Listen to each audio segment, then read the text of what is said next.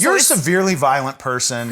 That's why we've gotten along. Everyone knows that I'm a violent person. And so for me, the most violent comedian in Los Pasadena. Angeles. In Pasadena. I can't take this place anymore. I have to quit. I've been applying to the rent fair for years, and no, they won't take me because of my attitude. Check. Hey, what's up everybody? Welcome back to Content. Starting this episode off a little bit different than usual. My boy Kyle, he's not available to help today. So I gotta be the producer, the editor, the director, I'm all hands on deck. And sometimes that can happen. I got a lot of orange on me right now. My crotch was just completely orange right then. As if it isn't already. Anyways, today we have a very special guest that will be arriving here shortly. My friend Hannah Pilkes. Hannah Pilkes is one of the funniest comedians I've ever met. Somebody that I've kind of come up with in the comedy scene.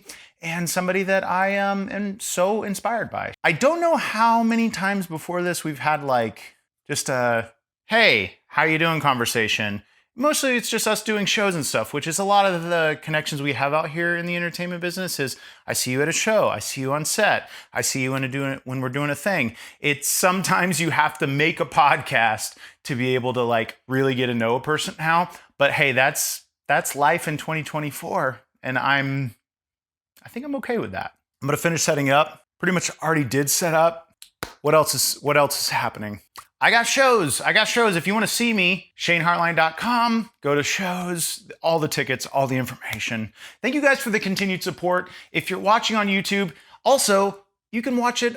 You can watch and listen to this on Apple Podcasts and Spotify. If you do listen on Apple Podcasts or Spotify, make sure you rate and review this thing. It's technical stuff that's super important. I kind of need you to do that. If you're watching on YouTube and you haven't subscribed yet, hit that god dang subscribe button because it would really help me. I'm having a good time. I'm trying to keep it as, easy to produce as possible. As someone who produces a ton of content, I want to make this I'm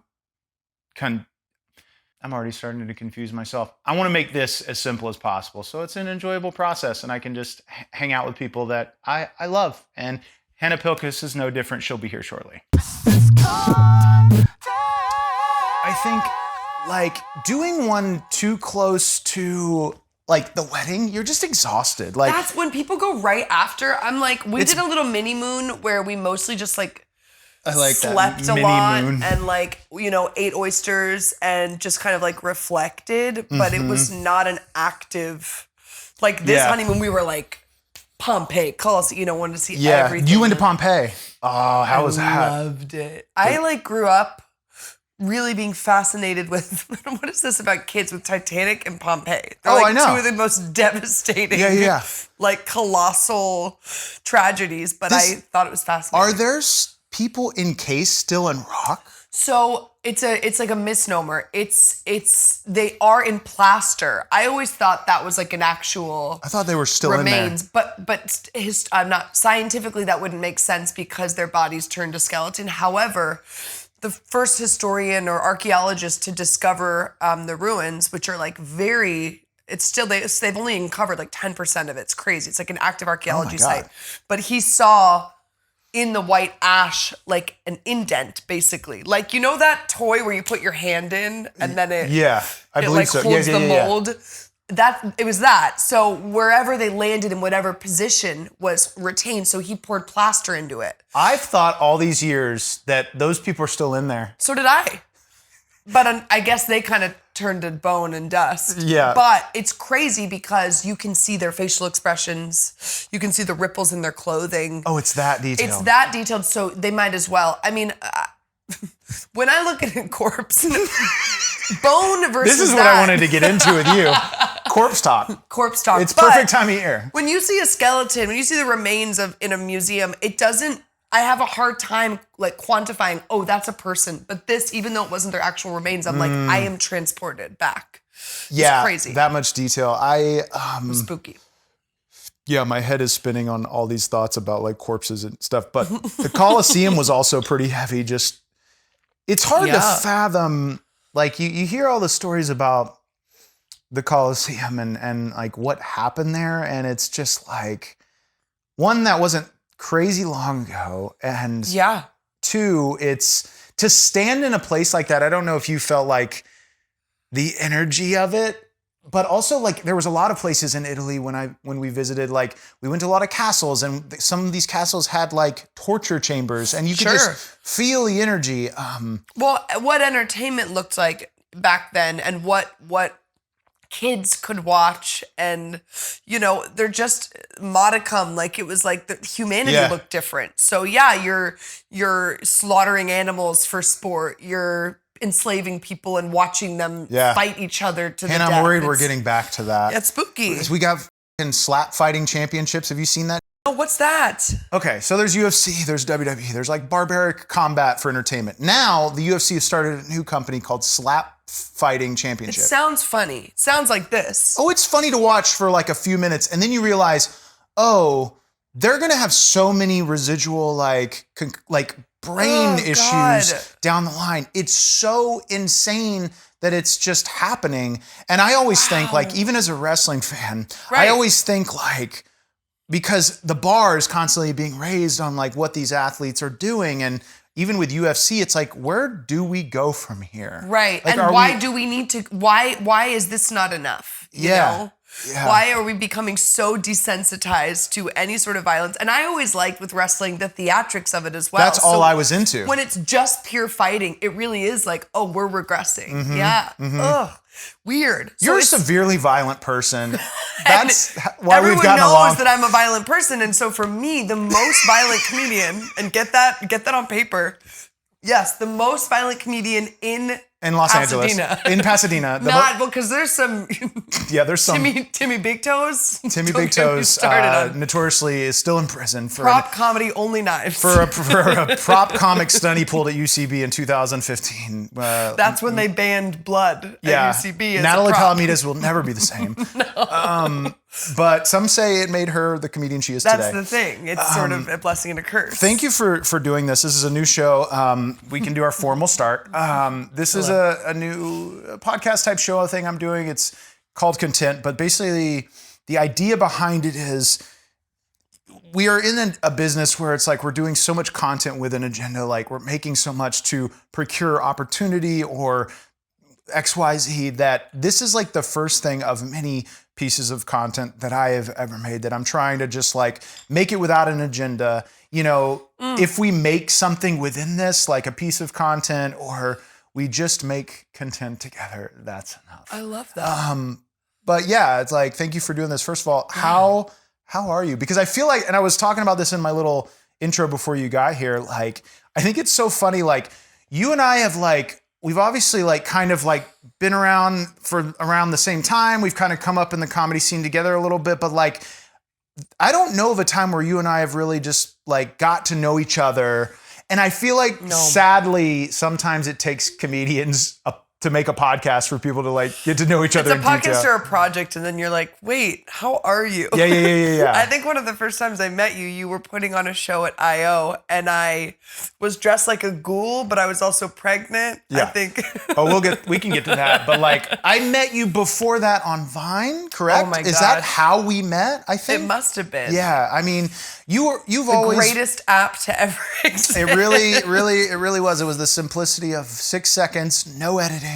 I think that was... no editing, and yet how that took 4 hours sometimes to make one Vine. I'll never understand. Yeah. Man, like, you've always been in like, I think we're very similar and both very physical comedians, and I think we're both inspired by the same types of comedy and stuff like that.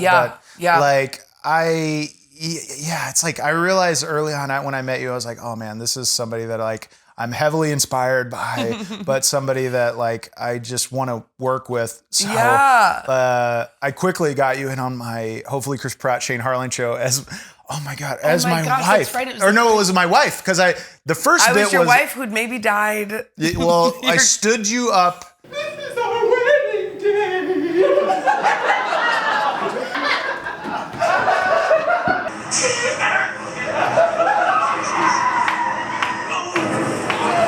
Right. I wasn't a ghost immediately. I don't think. No. That was like show 2 or 3. That's right. And then it got to the point where we're like, she's been dead. We can't keep her killing her more. Right. Right. Such good times. Such good times. I remember vividly. First of all, I miss that theater so much. Right. It felt like there's not a lot of theaters where you can just literally throw shit at the wall, you know? Where you can and they were just very see. open to it. Yeah, and I think without that, I mean, that was one of the gifts of living in New York for a couple of years was like just be experimental. And I think I struggled to do that out here because there weren't always like landscapes for it. But IO felt like, oh my God, do whatever. And I remember you like descended from the top tier. You did a giant fall. Yeah. And is that because you can do that because you're trained in that way? A little bit of both. A little bit of that and a little bit of anytime I go into a theater space, like my brain, especially back then when I'm still reckless, but like I think I'm a little bit more cautiously reckless now. Sure.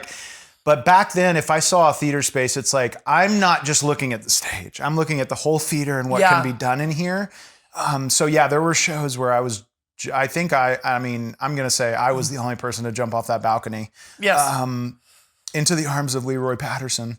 But yeah, I did try to like push the limit with that show. And it's funny, like we would have a lot of the same audience members and then new ones and they'd go and new ones and they'd go because I think some people, it was just not for them. It was too much. Well, it's funny. It's like over the years, I feel like with my comedy or with comedy in general, in my first few years, it was like, I have to make everybody laugh all the time. And now if I do a show and there's a gaggle of people that really, really get it and some other people looking me up and down, not understanding, I do feel like I've accomplished more because I found my audience as opposed to landing somewhere in the middle and everybody's just kind of lukewarm. How has it been touring?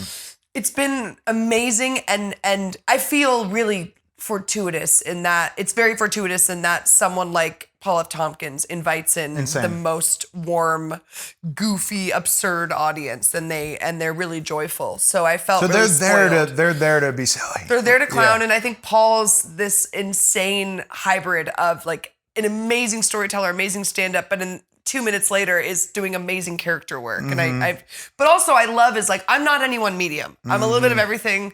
I've always really admired that. So tour has been such a fun place to kind of truly do whatever I want. To be like, I'm going to do character and I'm going to do this act out. I'm going to bring 20 props on stage and use them all. You know, I remember asking him, I'm like, how much can I do? He's like, whatever. I was like, how much time can I do? He's like, whatever. So there was just so much allowance. I think that's what a lot of people, like, especially getting started in comedy, and I'm not trying to sit here saying, like, this podcast or this episode is a lesson in comedy, but I think a lot of people forget you can make and do whatever you want on stage. Right. Even in stand-up. Well, it's funny. I did one of the first Stamptown iterations was I love Stamptown. It's now it's playing in these really big rooms. I think he just did a 700-seat room in Edinburgh. But Zach's been building over time. But the first one was in a backyard in LA. Oh no shit! And I was so afraid backstage, which was a sheet, and outside with like Alex Edelman and Rachel Sennett and Natalie. And Natalie's has raw goat's milk and she has blood all over her and she's getting ready with Chad Damiani. And I asked her, because I hadn't really met her yet. And I turned to her and I'm like, Natalie, if I could just pick your brain for a minute, big fan, longtime fan.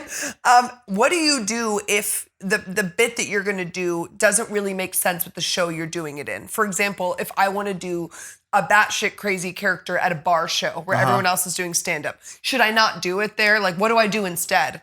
And she's just said, a stage is a stage, man. And I'll never forget it. I was like, that's so true. It might not be for those people, but I'm going to use that stage for whatever I want it to be. I always look at it as, I was on a stand-up show recently and like a lineup of talented people. Everybody was great, but it was all, very traditional standard stand-up. So I always am like, I get excited because at least I know I'm going to put up something different. Yeah. I don't know if the crowd is going to be into it or not, but that's not in my control because you can do the same act in one place and then go to a theater 15 minutes away and it crushes and doesn't respond there. 100%. I mean, I had that last night. I was doing a mix of, I will say I am learning just going up and doing stand-up is not my favored medium. Same. But I think it's necessary for me because I think it creates transitions in between That's what I use it characters. for. But I realize that I can't hold it to the same standard. Like, I'm going to go into a stand-up show last night, for example. There's a bunch of really seasoned, polished stand-ups, and I'm going to do my best at jokes so that I can find my transitions for my characters. But it's not going to be the same, and I can't hold myself to that insane standard because it's just not... I'm not out there at mics all the time, but I have such an appreciation for the art form because it's really hard. And It's you can so do an hard. identical set in one room, murder. In New York, that would happen a lot where I do 3 shows in a night and be like, what happened between when I rode the L to this part of town?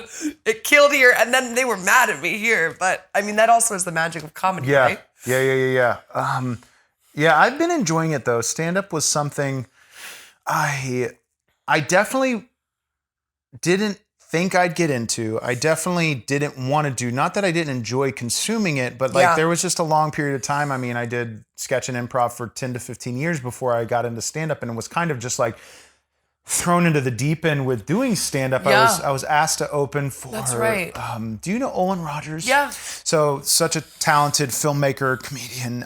He's a great friend of mine, and he asked me to open for his tour. And I had never done stand-up, and basically I'm assuming he was just gonna be like, yeah, go out there and do 5-10 minutes, and then I'll go do my thing. Out the gate, I'm doing 30 minutes. Yeah. Never done stand-up before. But what was great about Olin is the audience that he brought, similar to, I assume, Paul F. Tompkins, they're expecting something a little different. They're expecting his big storytelling. So it was awesome because I was very spoiled in that the audience that I got to try these characters were expecting different. And Right. I don't know that would have worked in front of an audience of a traditional stand-up. Maybe it would have, but I'm now, 2+ years into it. And granted, I don't perform as much as... It's funny, this is a whole separate conversation. Do you find, and I'll circle back, but do you find guilt because you think you should be performing more ever? I find guilt in that I hold myself to a really crazy standard where I'm like, well, stand-ups are doing their same set pretty often, but I can't, God forbid I do the same 5 characters in rotation, but it's like, why not? It's like every time it's getting, and this audience hasn't seen that character, you know? So that will sometimes deter me from performing because I'm like, God forbid I do the same type of character I did 2 years ago. But then I remember that comedians are doing that forever, right? Kristen Wiig just did her Target lady for a Target campaign. Ideally, you have these characters solidified and you bring them back. But I always toggle with, am I performing too much or not enough? I don't know that there's ever too much. I don't see... It's like going to the gym. Like, it's like, I mean, yeah, I guess you could go to the gym too much. Clearly I do. So yoked. No, but I don't know that there's too much. I definitely sometimes deal with a bit of guilt that I'm not performing every night like I'm told I'm supposed to. But I was having a conversation with a friend yesterday about this, and he's similar to me in that, like, I'm an actor first, comedian comedy very close second. So it's like acting also, as you know, takes up so much energy and focus to keep growing and cultivating in that it's like, no, I think I'm okay if I'm not every night at a comedy club. Well, and for me, if I just have to stay in love with whatever art I'm doing. And if I'm out of love with it, I mean, that's when I feel oversaturated on shows is when I kind of fall out of love with comedy. Everyone needs something different. I know comedians that their life source, the thing that makes them feel good every night is to get up. That's not always my journey. Definitely. Especially if you're trying to get your own projects going in different mediums, or if you're auditioning a lot or whatever the case may be. But I think for me, the sweet spot was like a couple times a week feels good to me. Yeah, and then a little that's break. fantastic. Yeah. I think so too. If you're going up even once a week, like, It's great. It's great. It's fantastic. Yeah. You, like, you said something that like made me think of, that's how my brain works. It's like, you say a Yeah, me word, too. I'm going to hold on to that. Yeah. Falling like out of love with something, like, are you still enjoying making content? Like, what is your relationship with it lately? The internet is a really hard one for me because similarly, I have this judgment that I'm not allowed to repeat. And yet what's rewarded on the internet, I would say largely, is repetition because people... Of the thing that hit. Yeah, they're developing a relationship with this person or this scenario, and and you're giving them minute-long episodes, they're used to watching seasons of TV of a character they like. That's a good perspective. And I had to reframe that for myself because otherwise I was having so much self-imposed judgment of, oh, I'm doing my Woman on the Verge character again. It's like, yeah, that's one of my favorite characters to do. So funny. So that has been a reframing of that, and also taking goddamn breaks from social media when you're not in love. Because I muscled through a character recently. I wish I'd filmed myself filming. I was crying with a wig on and eyeliner, and I to my husband, I'm like, I don't know, I don't want to do this, but I still use the video. And a lot of the comments were like, ooh, she's angrier this time. She's a little more sad. I'm like, yeah, I was absolutely like volatile. So, and my husband said, I'm not doing this with you again when you're sad like this. So the other day I was really joyful, and I brought the wig, and I'm like, let's go do Woman on the Verge. So I think it's just more intuitive now. And listening to yourself. Like, I definitely like, it's a weird, it's a weird thing, especially as, you know, like, you've grown a great audience, and I've grown numbers too, but like, I do, like you said, no, 90% of the things that get views for me are things that hit before. Yeah. But as an artist, the artist side of it, I feel so like, I don't want to do any more Baby Bodyguards right now, or I don't want to do whatever XYZ that hit, and it's like, but the algorithm, I feel, only rewards the things that they know are going to bring people back to the app. Right. And I guess I kind of liken it to, I love doing variety shows or doing live stuff. I hate the self-promotion part, and yet it's part of the beast. So what I've been trying to tell myself with social media is, yeah, maybe I don't want to do this character again and again right now, but if I can stockpile it, I get to do whatever other ones I want in between. Also, trying to shift over to, I am never going to agree with what goes viral. There are videos that I rewatch of mine that I'm like, this is the funniest shit in the world. And it does not hear you. Likes, and it's I'm usually so never the confused. one that you're like sitting there. I always liken it to like the moment that in the movie The Social Network, when Mark Zuckerberg is like about to launch Facebook, and he's like, all right, guys, this is going to change our lives. I always feel like, all right, this video is going to change my life. Here we go. Here we go. Never the one. Never. And then, you know, but it's typically the most universal content's going to explode. Like, I did a lot of vacation content with my husband in Italy, and yeah, everyone goes on vacation. Lots of people have gone to vacation in Italy. They love that. They love, taking a picture on vacation. But the really niche things that tickle me so much. Okay, less people are gonna love it, but I love it. I've had to, because there were long stretches where I would take so much stuff down. Same. And so many people would be like, wait, I just liked this thing and it disappeared 10 minutes later. And I still struggle with that. But that's not fair to me, because that's like saying I'm only gonna celebrate the shows that I did that murdered instead of the ones that I really liked, but maybe had a different reception. But I don't know, it's just negating our work. It's such a thing that I don't know if any generation, definitely no generation has ever experienced like this, in the sense that, like, I mean, I think back to when, I mean, you've made videos since you were a kid. Oh my gosh, yeah. I mean, I started making Vines when I was 18. So. Did you make anything before that, or just I little was a silly child actor. I wasn't doing stuff online. Right. I was doing You're dramatic doing real acting. shit. I was the doing real shit. A film where Kevin Bacon's a pedophile, Yes, so yes, not yes. exactly slapstick. I mean, that's the kind of content that we need. That's the kind of, we need short form of that. Kevin Bacon is a monster. But no, I always think back to when I was a kid, because I've made content for such a long time. Actually, on this camera right here. Oh my gosh. But I've made content for such a long time that it always blows my mind. Like, I would fantasize when I was a kid of like, hey, this video is going to be seen, or like this is going to be broadcasted. And now it's such a norm that kids just don't realize how, like, even down to like live streaming is still so mind-boggling to me. I know. I mean, even Paul on tour, because Varietopia has been around for such a long time, and I think his live stream audience sometimes is larger than, and he fills up really big venues. Yeah. It's so cool. It's so cool what people, and what is exciting to me is sometimes I feel prisoner to TikTok or Instagram likes, and there's so many other ways that you can build your online audience through, live streaming your live stuff, through podcasts, through doing characters on podcasts, you know, whatever the case may be.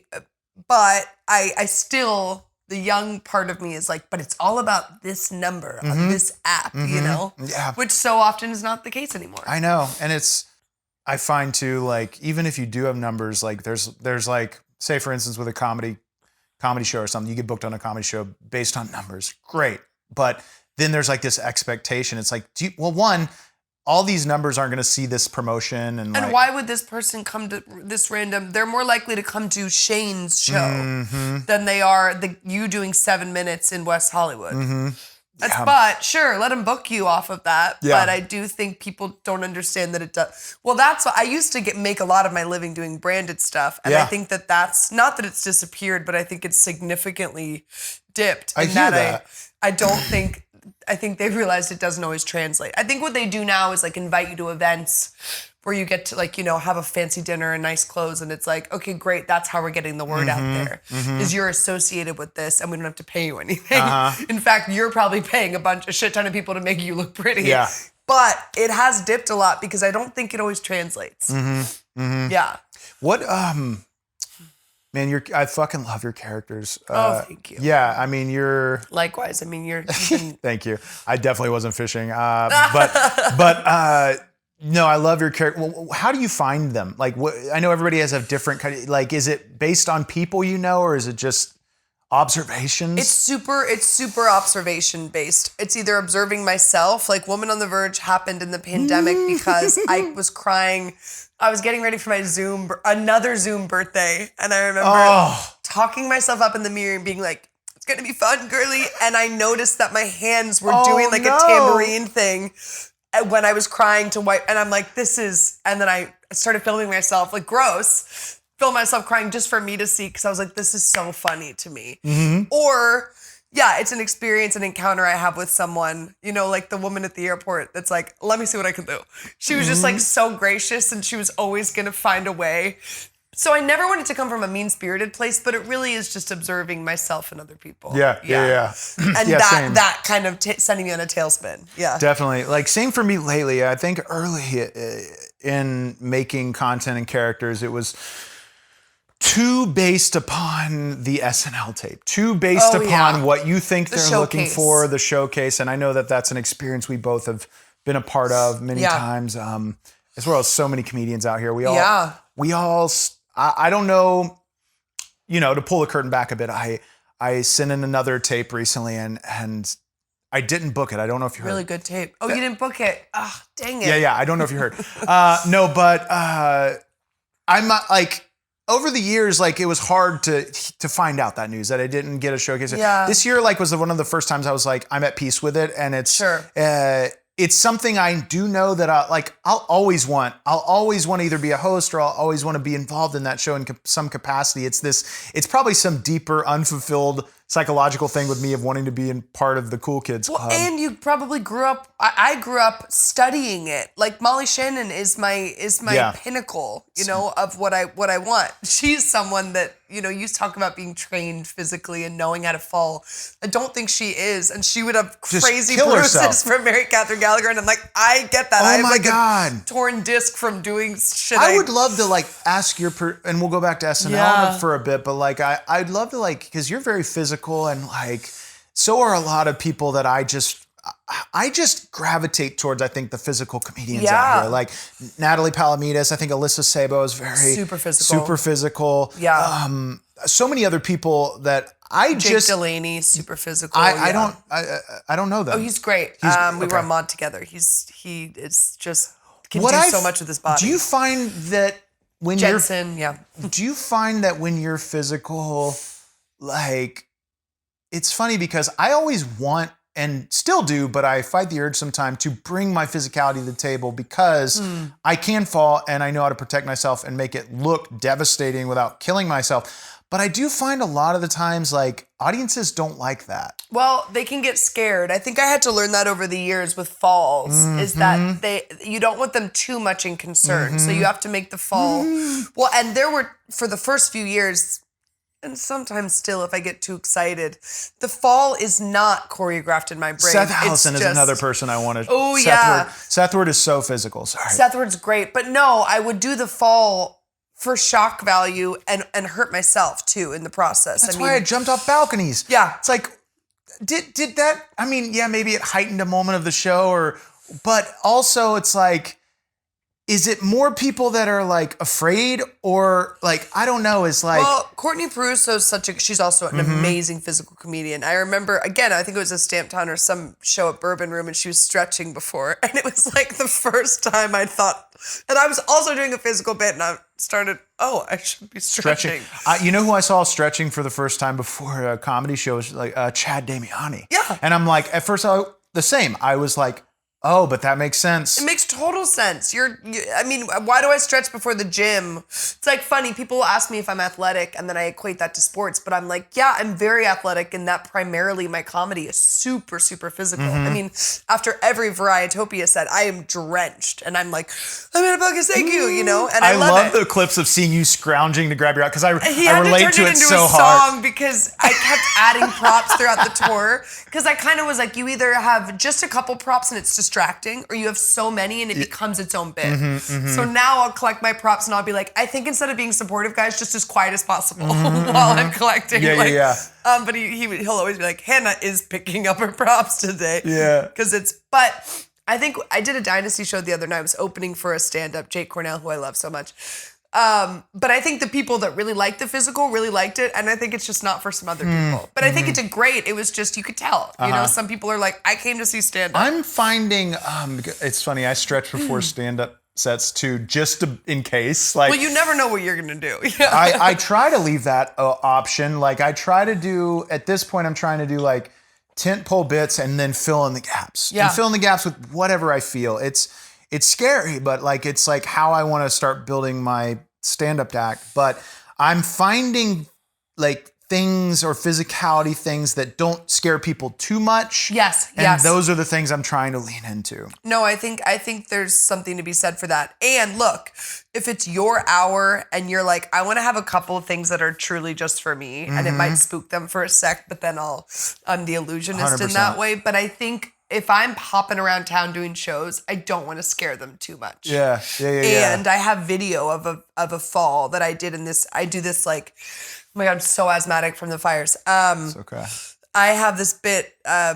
It's me taking a Millennium Dance Complex hip hop class, signing up for intermediate, and just me struggling. Did you post this? I've probably posted a clip because there's a fall you posted once. And that is the fall that I think made me have a slip disc in my back that I still deal with to this day. And it was not worth it. I got a big laugh, but it was a moment. It was so gnarly. I truly go like, my whole body goes horizontal, like parkour.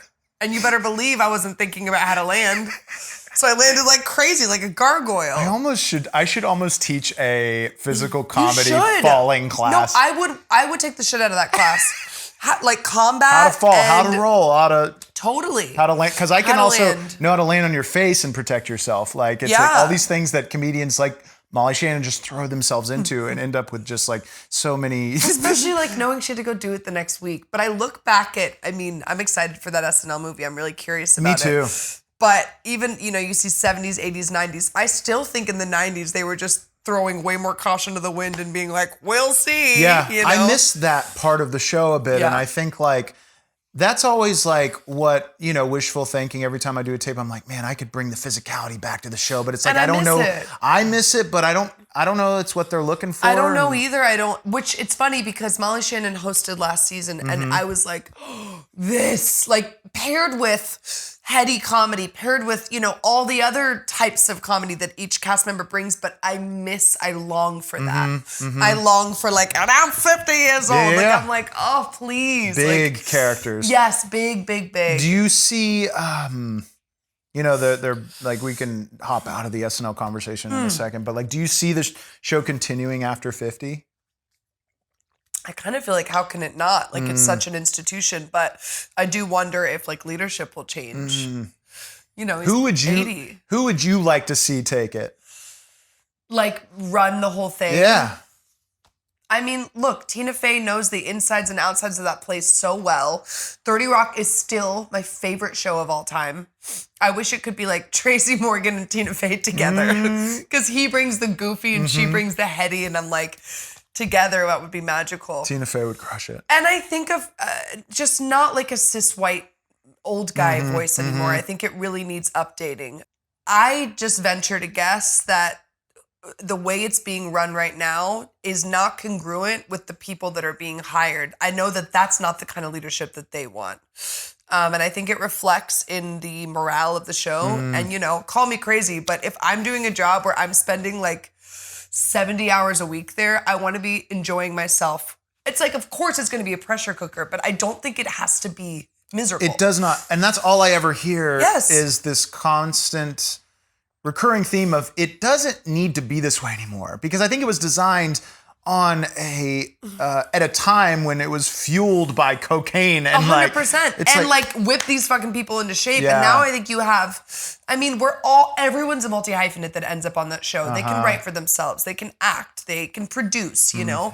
They are disciplined. So I think that added layer of pressure is sort of like, why? Yep. But even when I read the SNL book, Will Ferrell said he still didn't feel like his place was safe until the 4th season. That's insane. And I'm like, so you spent 4 years like probably losing years off your life.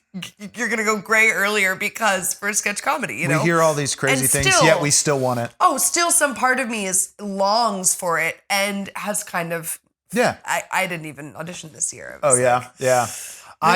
I wasn't going to until they were like, yeah, we literally the email like was like, oh yeah, we know Shane, we love him. We'd love to see another tape. So it's Right. like, motherfucker. I It's like know. this It's like, I'm not relationship gonna I can't not- move on from. But I'm always Yeah. gonna. But the way I look at it is it's 5 minutes of new stuff. I can always just work on it. 100%. And like you said too, you are in a place now where you don't feel like the comedy that you make, independent of that 2-month period where you have to make the tape, has to do with that. Like Yeah. you're making stuff that makes you happy and doesn't necessarily fit the quota of a showcase. Definitely. And that I feel like is the evolution over the years.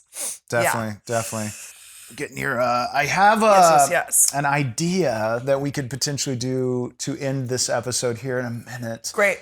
But before that, what are I like to ask people that come on here. I don't like to treat these as like interviews, but obviously more as just like conversation. Yeah, but, it feels more like a But I convo, think yeah. like something I always like to know is like, what are you consuming? Like what are either what is your like what's being fed to you on like your FYP or like what are you watching on like TV? My FYP, oh my gosh, I have to look him up. He does this video where he says the same line. He did it for Duolingo. It's not sponsored. And he says like, I love being on Duolingo. And then it'll be like happy. And then he does it angry. And then he does it suspicious. And he'll be like, I love being on Duolingo. And he's not even sponsored? No, and then at the end he goes, thank you, thank you. It's a million videos of that where he's delivering one line in a million different ways. And it is, we'll have to shout him out. I have to look him up. I'll put a That's video. on my For You page. And this is some batshit crazy. I am watching this every day. I'm Dutch. And on my honeymoon, we went to Holland. And we went to this theme park that I've gone to since I was a kid. Okay. Called the Efteling. Walt Disney went 3 years before he started Disney. And it's, in essence... I think I saw your stories. Yeah. It's Disney, but it's not commercialized. It's just folklore and gnomes and wizards. And it's really, some people think it's whimsical. Some people think it's haunted. I think it's a perfect marrying of the two. There's like trees that talk and... That's your description of Hannah Pilkes. Some think I'm whimsical, some think I'm haunted. It's a perfect mix We of can both both. agree I slipped a disc in my back trying to be funny. I sit at home and I, on YouTube, watch the dark rides. From that park? Start to finish. It's I'm conf- watching this ride called Droomvlucht, which is Dream Flight. I love that. It's 8 minutes and it really feeds my soul. Like I feel like I went to that park and I was reminded of, I have a labyrinth tattoo. Like I also watch a lot of Fraggle Rock. I watch a lot of like labyrinth type, Dark Crystal, Age of Resistance. I'm always consuming. But I realized watching that ride is the closest thing to therapy when I'm not in therapy. Wow. It totally helps me access the little kid that is full of wonder. But isn't that amazing? Like I find that I'm rarely watching TV, or I'm either driven to more watch just the most random shit on YouTube. Sure. And I think that most of the younger generation is that way. Yeah. And like, I think that that's fine. I think that like I think that's awesome. And actually, like, I think back when I was a kid, it's like I was all Nickelodeon. Yes. Oh my gosh. But like, had Amanda there show all that, all of it, like, I think like had there been a YouTube where it's like, oh, there is a niche video for every weird thing that you might be into, and you'll find it eventually. I think like I would have been driven towards that, and that's kind of where entertainment is now. Well, and I think YouTube's really exciting because person that just discovered YouTube. I think YouTube's really exciting. I also called my friend the other day. How and I was like, old are you? Like, have you heard that Addison Rae song, Diet Pepsi? She's like, it's been out for a month. Stop. She's my younger Gen Z friend. Hannah is 69 years old. I love YouTube. No, but for example, my friend's gotten really big into drag. My friend Nick, he's like, Nick and Jensen have a mural company together called Very Gay Paint. Yes. And they're these like anomalies where they're incredible comedians, but also know how to, they brilliant. painted RuPaul's house and we're in Arts Digest. They have this incredible ability to create a visual landscape, and they're just really visually artistic as well. So where was I going? Oh, Nick has gotten into drag as well, which totally lends itself to the two things he's great at. But he'll watch YouTube tutorials on how to do drag makeup and style wigs, and now he's gotten so good at it. I think I'm not the kind of person that's going to sit through a tutorial. Is a little bit about me. I'm super ADD and impatient. I won't even wait in a Starbucks line if there's more than 4 people. Because it's not because I'm like, I need my coffee. It's because I panic. Like, it's really, I don't know what to do with idle time. I really struggle. But I think YouTube is such a cool thing in that way as well, is that you can like marry it to your hobbies. Yeah. He's gotten really good. Man, I'm trying to think of like what very niche things. I've been watching a lot lately. This guy, what's his name? Paging Mr. Morrow. What's that? So he's this just like, this man is pure joy. And I'm praying that nothing ever comes out about him, because I'm like, God dang, this guy just is all joy, and all he does every you fucking mean like day. an allegation or something? Yeah, because I don't trust, sadly, anybody anymore. But especially if they're all joy. what are you hiding? Right. But he goes to Disney every day. Oh. Every day. He lives in Orlando, lives in Celebration. Oh, he does the like kind of the Disney town town that was made by Disney, which I was very close to moving to when it first opened when I was a kid. Because you're from Florida. I'm from Florida. So I'll never forget when that town was being developed. My parents went and looked at a house, and we were very close to moving to Disney Celebration. And you Florida. would have your life would look very different. I'd have been a monster.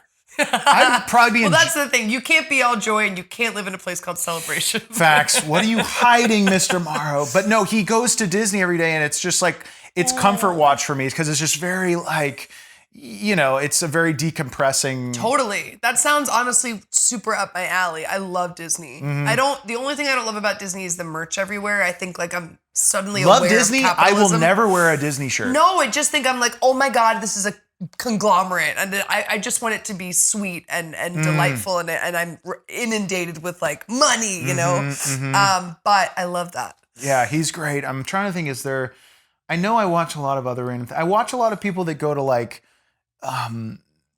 antique shops, vintage toy stores. Like, just I live kind of vicariously through people that like collect things from my childhood. That's, like a nostalgia thing. Yeah. I have, after my honeymoon, I'm loving this. And talk about calming. I've been watching those Netflix docuseries like called Ancient Rome, where they'll have like a way too horny act out from like the hottest I'm like, really? Commodus and every partner was that hot? Like everyone is an 8-pack? Like, but then it'll cut to a professor from, Cornell or something that's like, Commodus was and she's so horny for history. There's just this, I love it. It's very calming. It's very meditative for whatever reason. I watch one about Cleopatra, about Rome. I'm watching one about Caesar right now. It's great. It's great. So you like history stuff? Weirdly, I think I have had such a complex about learning, because I was not a bad student, but I struggled with hello. Good. How are you? There's the wife. Hello, wife. Sorry. No worries. No, we're about to wrap up here, babe. Great. Gabby, Hannah, Gabby. Hi. I feel like I know you because I Where maybe we have met before. I think so too. Yeah. I'm trying to think of where you would have met. I know, but it's either that I've seen you guys online for so long together, and I'm like, I know them. That's a common thing I'm sure you get a lot is people that like, I feel like I know you. I feel like I know you. Yeah. Hello. I need to get leggings with the pockets. I need to, yeah. Oh, I'm sorry. I'm so sorry. Mom! Like, what the hell? Hello, hi. Okay, have fun. No, we were talking about we're talking about history. the showing. Oh, yes. Yeah. I think it's funny. Growing up, I was not a good student, like after 8th grade, because I was super ADD, and I was like, I think I'm a much more experiential learner, but it really gave me a complex that I wasn't smart. So I think I bristled against classes like history and government. And now as an adult, I'm realizing, I really am such a visual, hands-on learner.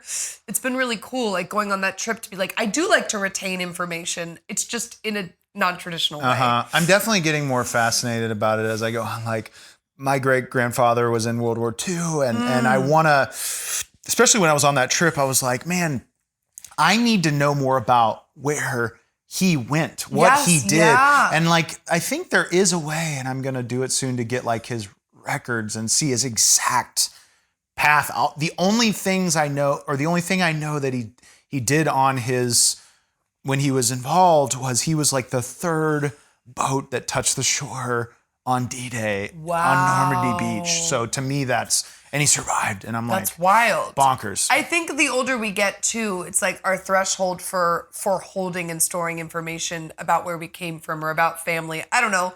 I'm a lot less selfish than I was when I was 18 and 22 and 25. And now when I went to Holland, I was like asking my family members, my 80-year-old aunt, I'm like, start from the beginning. Well, you know? I don't know about you, but like even back then, like when I was younger, I was so hyperactive. My brain, the only things I retained were things that I found important, and the only thing I found important was wrestling, and I found like making videos important. Those are the only things I found important. So everything else felt non-important to me, and I didn't care. No, that makes sense. I just did what I had to do to get by. I have an idea for a little bit we can do within this. So I have, like many of us, many costumes and wigs and all kinds of things. And I thought it'd be kind of fun if each of us went into my office and went through my shit and brought the other person a wig or an outfit piece or something. And we had to find as quick as we could a character based on it. Sure. Okay. So are you cool with that? I don't want to bombard you. Okay, so I just can't be, because I'm so asthmatic right now. It'll be a low energy character. Totally fine. It can be sitting. It can be just great. Whatever we want. But do you want me to go in first? You go first. Okay. So in the meantime, and then I'll go, and then we'll kind of interact as them. Yeah, together. That's great. That's great. Okay, I'm gonna find you something, and we'll make it quick. Let me see. Oh, hi, Dougie. Hi.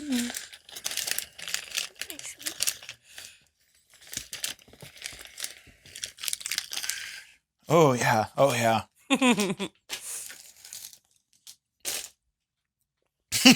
God. Okay. I think you're gonna nail this. All right. So this is what I found you. Oh wow. I got you a Starbucks apron. I love that. This is this mullet, like ammo? and this is bullets. All right. Okay. All right. Let's see what I find. Okay. I somehow have stuff you've never seen. Wouldn't surprise me. Oh God. See, the thing that I have to do is this character, or this shirt is so ingrained with a character that I already do. Well, then you have to wear it a different way. Yes. Oh, great. All right. So yeah, create your character. Let's see.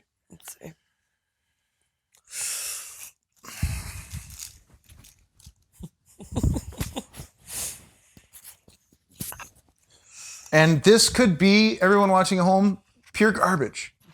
No pressure, Hannah. Like nobody. I think it will be. Nobody is watching but Lorne Michaels. Lornold Michaels.